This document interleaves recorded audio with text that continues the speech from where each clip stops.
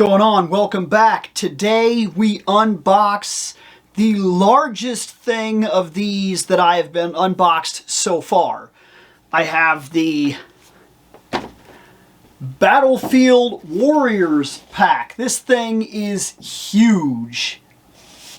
Box-wise, it's pretty crazy, but that's because it's two figures. This is a Battle Cat and a Battle Armor He-Man, and they both look fantastic with a little bit extra in terms of what they are compared to their counterparts. Let's get into it.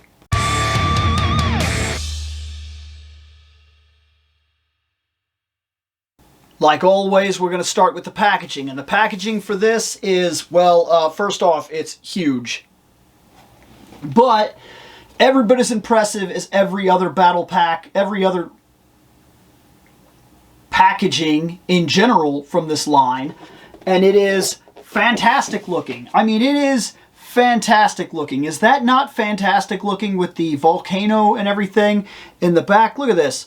Volcano in the back, all those warriors, all this stuff, the Battle Cat here on the thing. Man, the battle armor, everything. This is cool. Castle Grayskull in the back.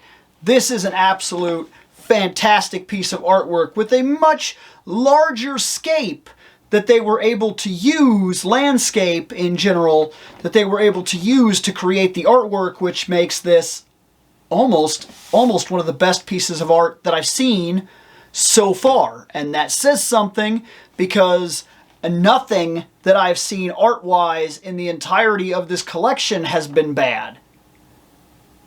So when you're one of the best pieces of nothing but good pieces, you're an amazing piece. Let's open this up and let's get the first impressions. Okay, so open it up. First impression on this thing is just, well, just look at it. I mean, it's held in pretty nice. I don't have to worry about anything slipping or anything, but this is another one of those situations where I'm going to have to go in here and I'm going to have to cut it off the board. There's a lot of stuff securing this to the board, especially on the Battle Cat part. There's a lot of little cords and everything like that that I'm going to have to cut off of him before I get him out of there. But I'm really digging the idea that it comes with a little battle thing here. That's going to be really cool. A tiny little stage piece that goes with this, and the little gargoyles that actually are a part of Castle Grayskull. As I said before in a previous video, if you're going to sell me toys that are going to add to the centerpiece of the entire collection and make everything that I get bigger for the main piece, because this, I don't like Build-A-Figures.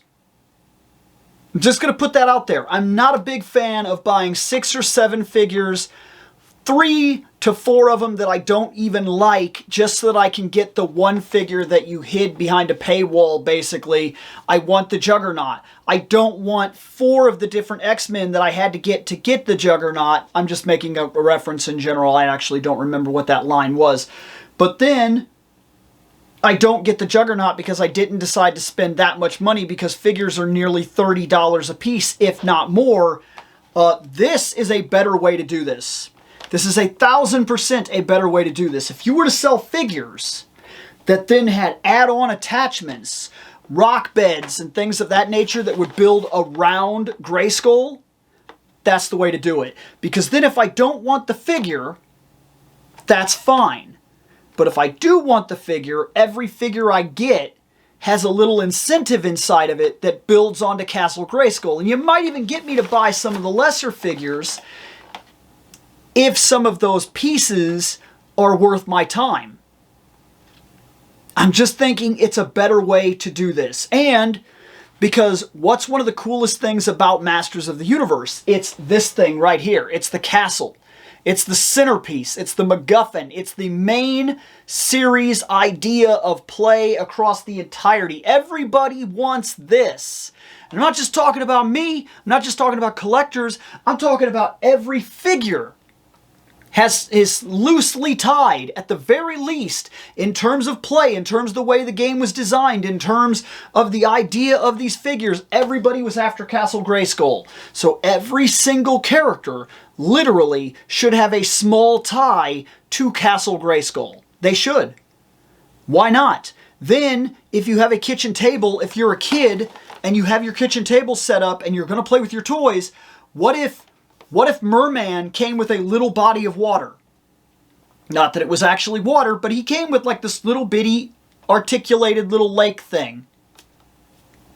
Yeah? Wouldn't that be cool? Wouldn't that make some sense? And it doesn't have to attach to the castle. It's a set piece that accentuates even further on the castle. And after a while, you would be able to literally build a battleground around the castle, creating the artwork that you see here. That's the way to do it. That's one of the biggest things that drew me to this. Now let's take him out of here because we got to get a good look at him.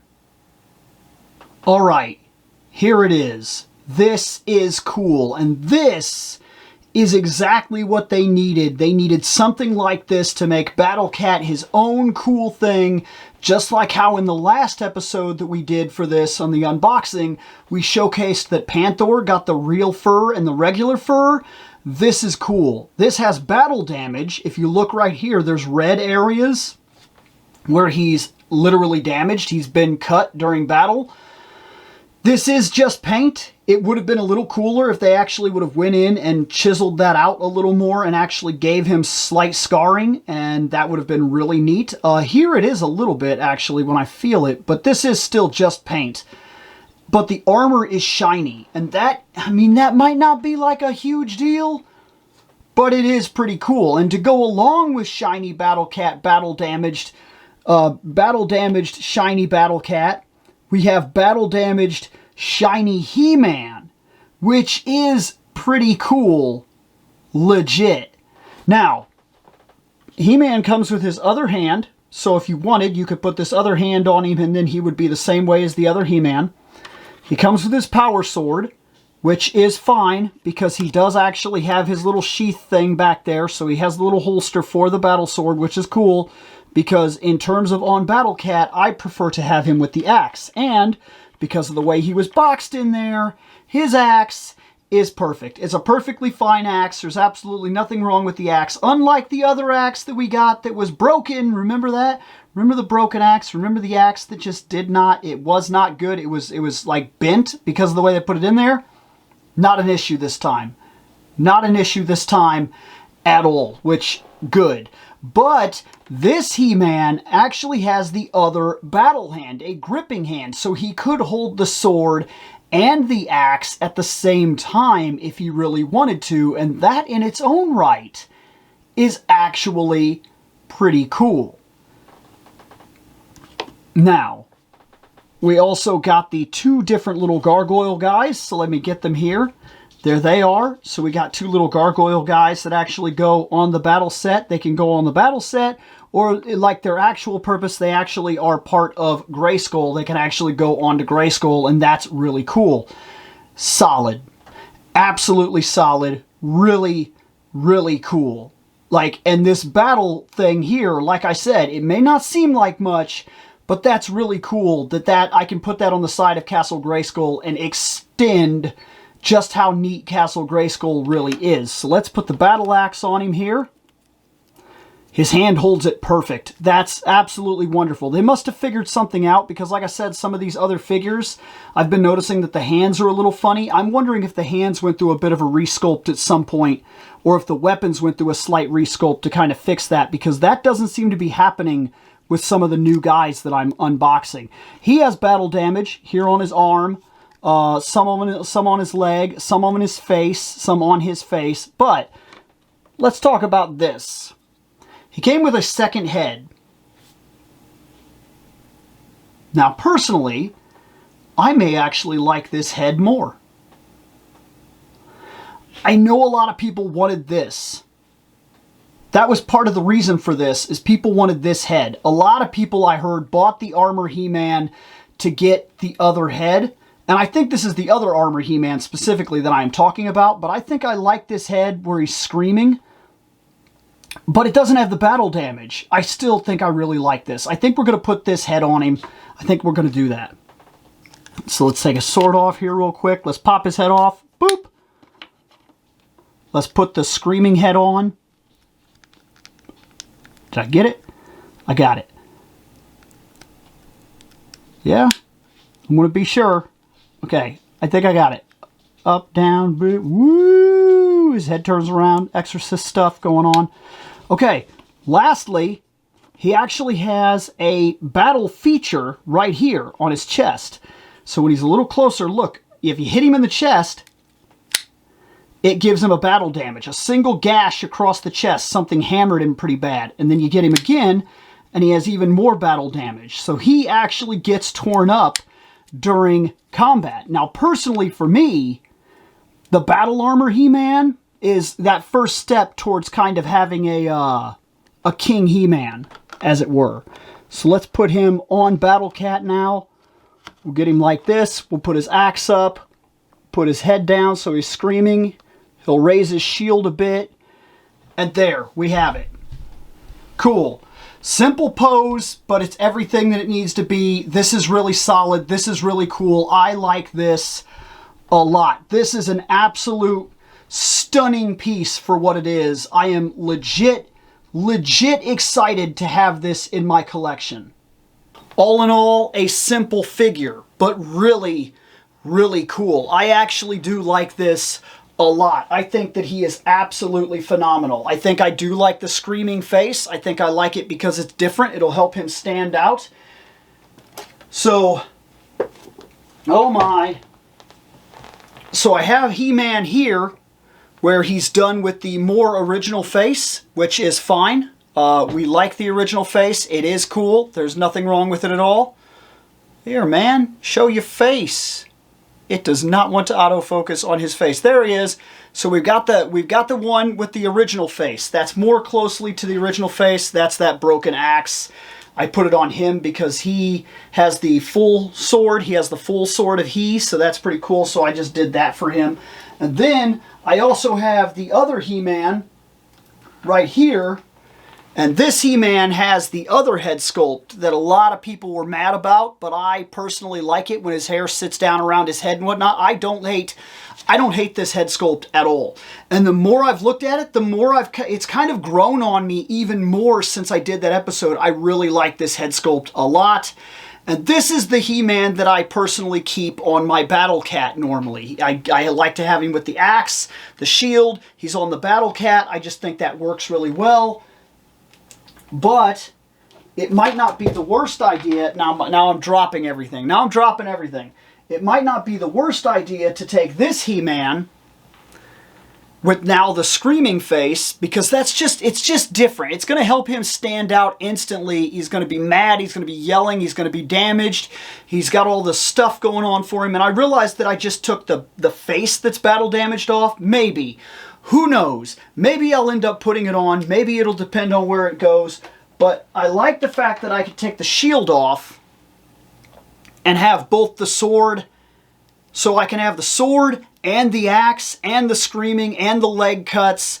And he could just be like this crazy cool, like, you know, he's been in the fight. He's been in the fight is the idea. I really like him. I really think he's solid. I really think he's going to look really cool.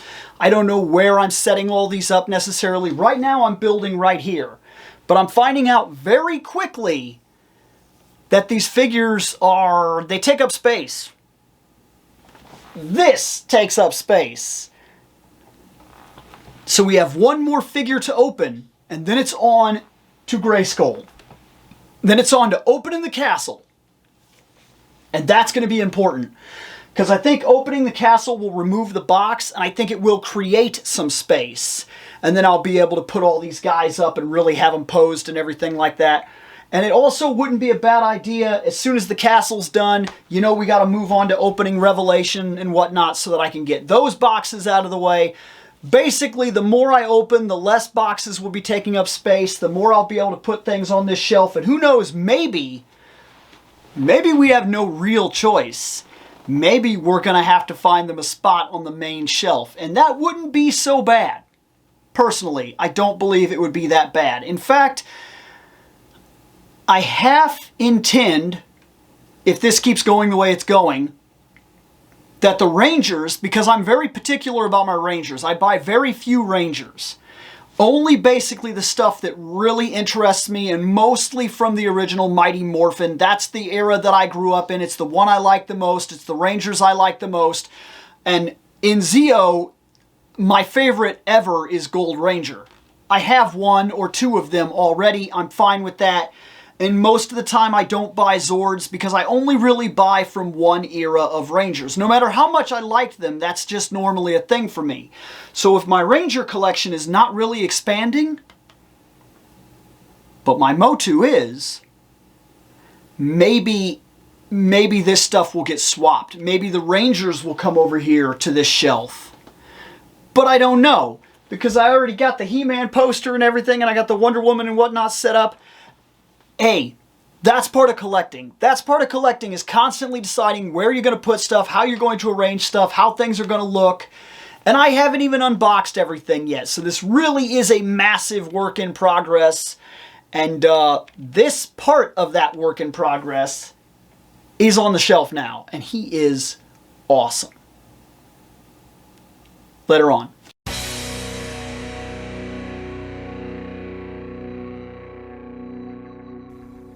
I have spoken. Take what you will from it.